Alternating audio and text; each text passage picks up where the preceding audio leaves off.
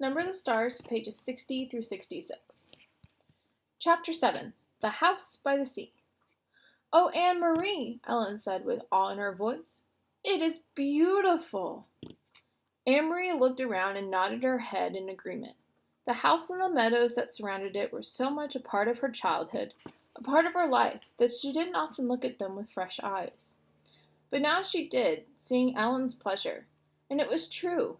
They were beautiful. The little red-roofed farmhouse was very old, its chimney crooked, and even the small shuttered windows tilted at angles. A bird's nest, wispy with straw, was half hidden in the corner where the roof met the wall above a bedroom window.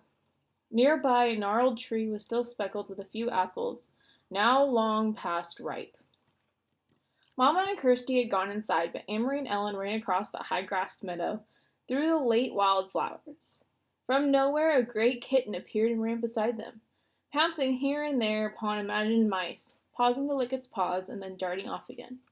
It pretended to ignore the girls, but looked back often to be certain that they were still there, apparently pleased to have playmates. The meadow ended at the sea, and the gray water licked there at damp brown grass, flattened by the wind and bordered by smooth, heavy stones.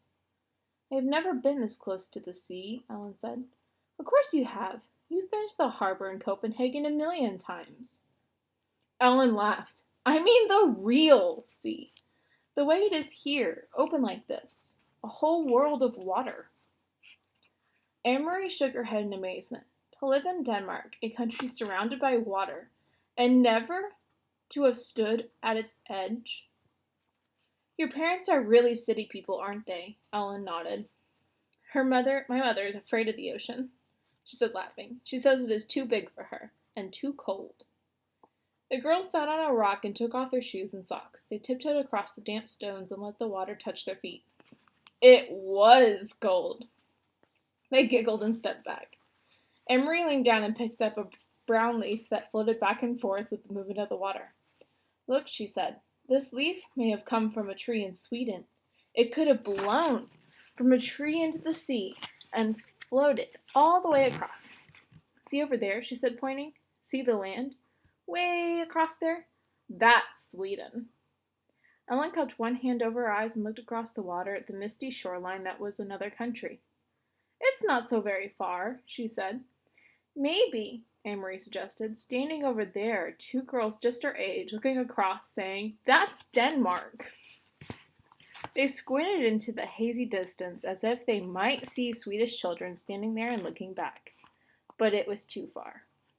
They saw only the heavy strip of land and two small boats bobbing up and down in the gray ruffles of separating water. "I wonder if one of those is your Uncle Henrik's boat," Ellen said.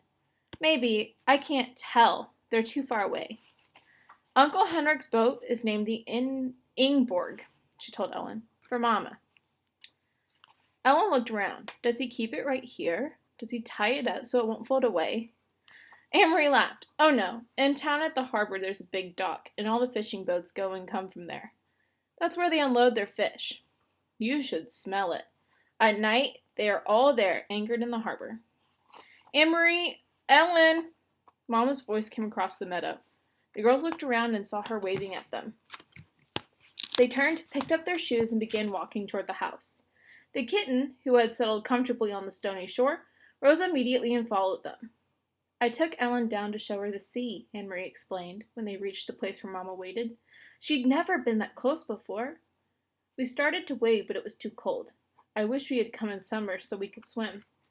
"It's cold even then," Mama said. She looked around. "You didn't see anyone, did you? You didn't talk to anyone?" Anne-Marie shook her head. "Just the kitten." Ellen had picked it up, and it lay purring in her arms as she stroked its small head and talked to it softly. "I meant to warn you. You must stay away from people while we are here." "But there's no one around here," Anne-Marie reminded her. "Even so, if you see anyone at all, even someone you know, one of Henrik's friends, it is better if you come in the house. It is too difficult, maybe even dangerous, to explain who Ellen is." Ellen looked up and bit her lip. "There aren't soldiers here too?" she asked. Mama sighed. "I'm afraid there are soldiers everywhere, and especially now, this is a bad time." Come in now and help me fix supper. Henrik will be home soon. Watch the step there, it's loose. Do you know what I have done? I have found enough apples for applesauce. Even though there's no sugar, the apples are sweet. Henrik will be home with some fish, and there is wood for the fire, so tonight we will be warm and well fed. It is not a bad time, then, Anne-Marie told her. Not if there is applesauce. Ellen kissed the kitten's head and let it leap from her arms to the ground. It darted away and disappeared in the tall grass. They followed Mama into the house. That night, the girls dressed for bed in the small upstairs bedroom they were sharing, the same bedroom that had been Mama's when she was a little girl. Across the hall, Kirsty was already asleep in the wide bed that had once belonged to Anne-Marie's grandparents. Ellen touched her neck after she put on Anne-Marie's flower-sprigged nightgown, which Mama had packed. Where is my necklace? She asked. What did you do with it?